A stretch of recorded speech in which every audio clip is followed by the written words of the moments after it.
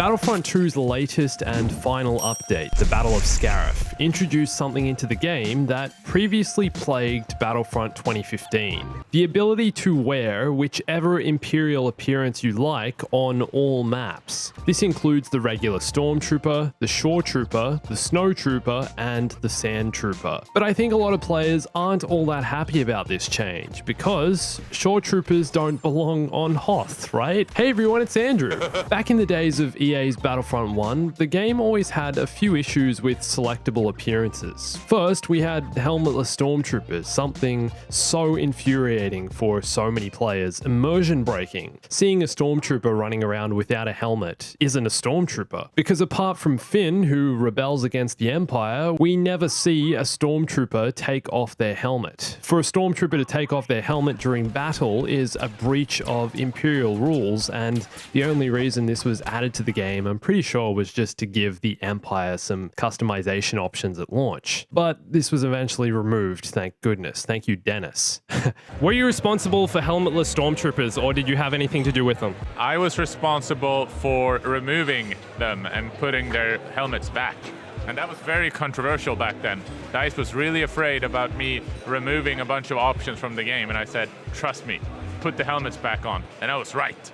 Not really sure how Lucasfilm ever approved this idea. Then, with the Bespin Cloud City DLC, DICE added the Bespin Guard to the game as a new Rebel skin, this bright blue outfit, and once again, you could play using this appearance on any map. And this is where things started to feel a bit immersion breaking once again. Why is a bright blue guard from Bespin running around on Hoth and Tatooine? It doesn't fit the universe. So now, in Battlefront 2, seeing Snowtroopers on Scarif, Shoretroopers on Hoth, is once again breaking Battlefront 2's immersion, because this doesn't happen. The concept behind Battlefront 2's battles is to recreate the battles from the films, allow you to play through and experience some version of these, like fighting off the invading Imperials on Hoth, or launching a ground assault on Scarif. To see all the different random trooper classes running around on these maps is very unusual, and this was only added to the game with the most recent update. Before this, appearances like the Sandtrooper, like the Snowtrooper, were locked to their correct maps. And again, I feel the only reason players have been given free choice over what trooper class they use on each map is to add more customization options for the Empire. It's like a lazy way of doing this in some way. How about instead bringing back the colored pauldron idea from Battlefront 1? At least then it wouldn't be so immersion breaking. What do you guys think? Is this similar to Galactic Assault's issue of being able to play as any hero from any era on any map?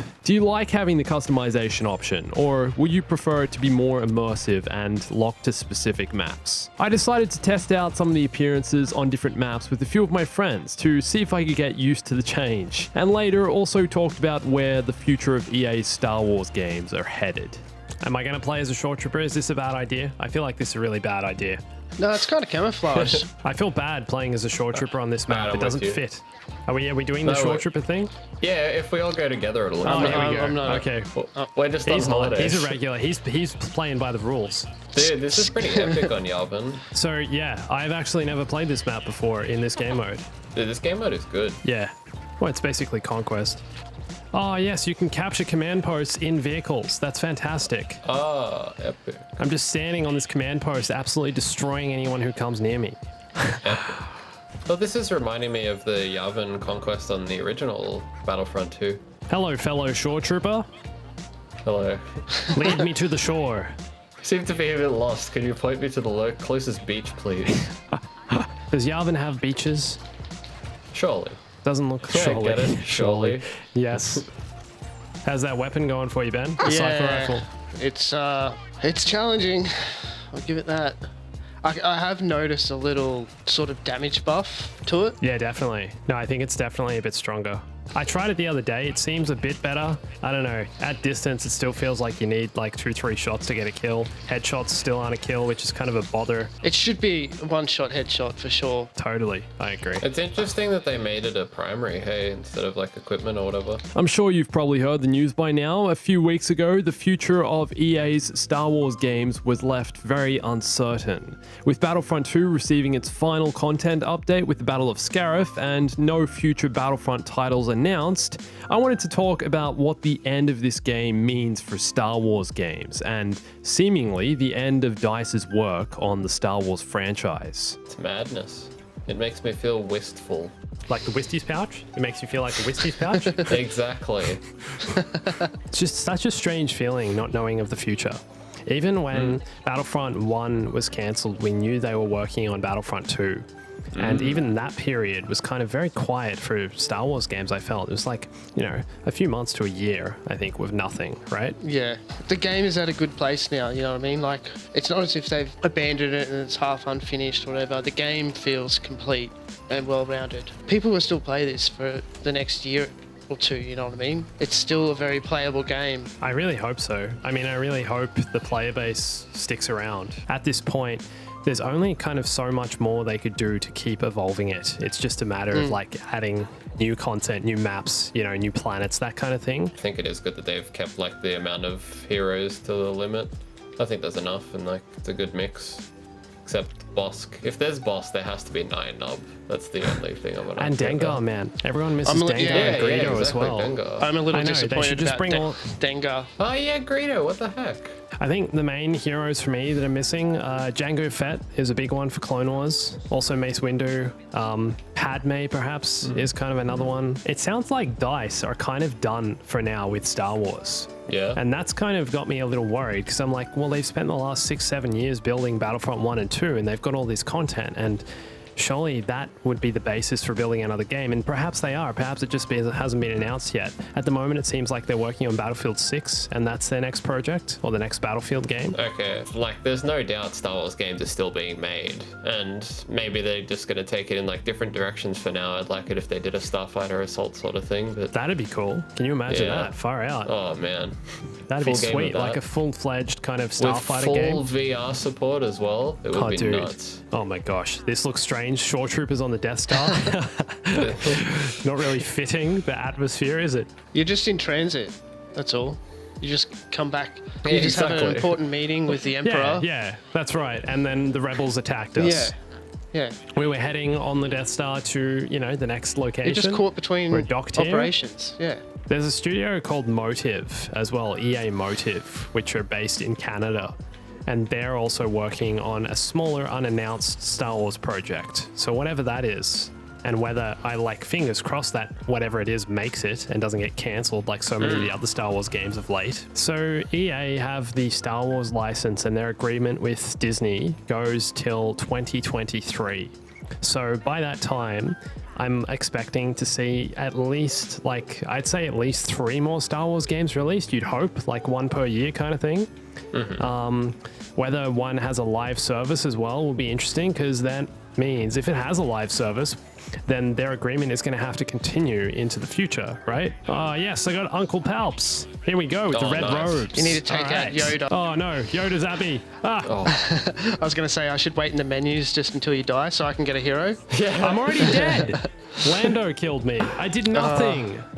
Somebody already sniped the hero. Did you get it? I tried to get Darth Maul, but someone must already be him. So somebody must have been mashing the button. That's what I was doing, dude. I think I prefer the hero pickup, to be honest. At least you're in a running chance. It's not fun sitting in the menus here going, oh, come on. the rush of adrenaline you get when you see the hero pickup. Yeah, so true. Yeah. That's like no other feeling in any other game. It's such a unique thing, hey. Just seeing that pickup and it's like, You just forego all logic and just run directly towards it. Towards C, we shall head. I need to inspect the laser, see that it's firing appropriately. I'm coming to see the laser. Where is C? Is this it? You're standing inside. Here, right next to it. Andrew 2020, where's C? I can't see it. Hey. Nice, the red robes. That's cool. Yeah, there you go. Yeah, red his robes. face is Hey, older, what do you man. think? Look at it. It's... Oh, Jesus, watch out! Radiation poisoning is going to ruin my face even more. I need to maintain the current appearance I have. All right, I'm going to take the risk. I'm taking the risk. He's going for a walk. Oh, there's a Wookiee It's here. Chewie. Is it Chewie? Oh. No, it's not.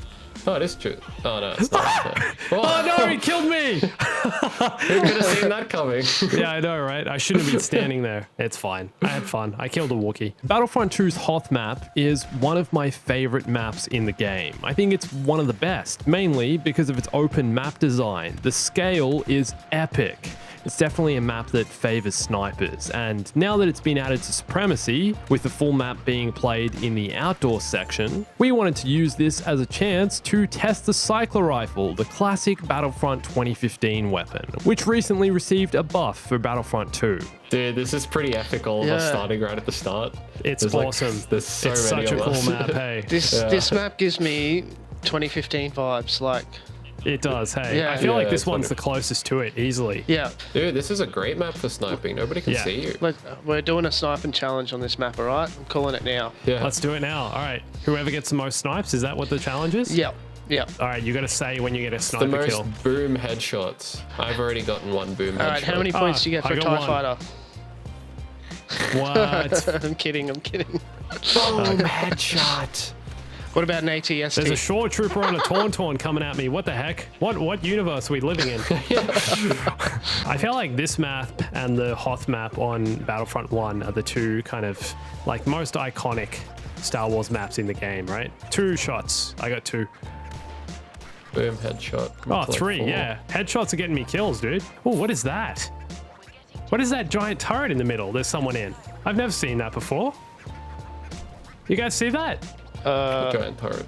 There's a giant turret right in the middle of the map that someone's in. Oh, It's like a yeah, dish. what the heck? I've never That's seen cool. that before. Let's try and get in it. Can we get inside? There's no one in it right now. Yeah. I'm making a run for it. I'm gonna pop the. Oh yeah, go. You go. I'm being shot. Oh, I'm in. Oh, Vader's Whoa. like. Oh, no. Vader came and tore it up, man. It looked cool when I was in it briefly. Yeah. Oh, Maul. Look Oh, out. I'm being choked. Set flag. Okay. I'm coming I'm making a third. dash for the turret. Hell yeah. Oh gosh. Oh my god. I got choked again. Yeah, I'm coming fourth. This is awesome. Loving the cycler, man. It's Am I so coming good. fifth? On this map. You feel better about it now? I on do. this map. Yeah. I did state that in other videos that it is that the it needs a maps. It is the map. Like, there's certain maps where you can snipe on easier and stuff like that. I'm heading for that turret, guys. This is my one objective this map, is just to get in that turret. Nearly made it. Shields on. Oh crap, it's on the other side. Here we go. Yes! Yay. Whoa! This is awesome. What is this? Oh, it's an anti-air turret. Oh. So I can only really aim up. That's cool still. Oh, I defeated a TIE fighter. Oh, Darth Vader's coming, run. Oh, they're both chopping it. Get away from. Come on, let me have my fun. Goodness me. I'm not Darth Vader harming and you. Maul just carved it to pieces. All right, I did it, guys. I was in the turret. 29 and 6. Did I win? Yeah, you did. Well done. Yay! I won the sniper challenge. Hey. You bastard. Stay bombastic.